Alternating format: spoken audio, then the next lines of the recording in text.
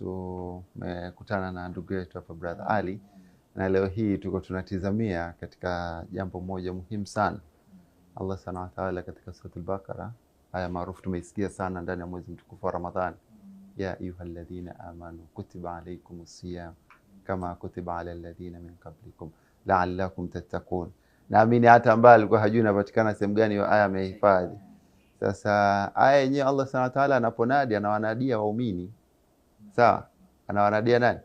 Kwa maana yake kuna watu wanaulizana, anafunga lakini sio Muislamu. Yeye funga yeye haimuhusu, yeye atafute funga nyingine inayomuhusu. Lakini anafunga lakini Muislamu tu, kwamba okay, kama unajua ni Muislamu hujafika kwenye level ya waumini, basi hii funga pia unaweza ukawa labda haijakulenga. Lakini maana kwamba wanawanadia kwamba wafunge, lakini mwisho wa siku kwamba ipatikane nini? La'allakum tattaqun, ili wapate kuwa wacha Mungu. Sasa hapa wamenadiwa waumini, lakini pia waumini ili wao nini? Wao wacha Mungu mwisho wa siku. Sasa kuna hivi vitu viwili, maana tunaona kuna mtu anaweza kaa ni muumini lakini sio mcha Mungu.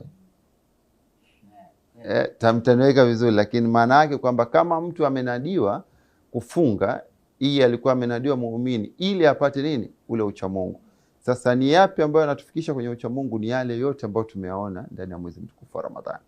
Yote tuliokuwa tunayafanya, maana yake kwenye masiku yaliokuwa ya kawaida, maana yake tulikuwa tunafanya ibada kama waumini. Sasa hizi ibada ambazo zimekuja ndani ya mwezi mtukufu wa Ramadhani, lengo zitutoe sasa kwenye ile level ya waumini, kawaida zitupeleke kwenye ule ucha Mungu.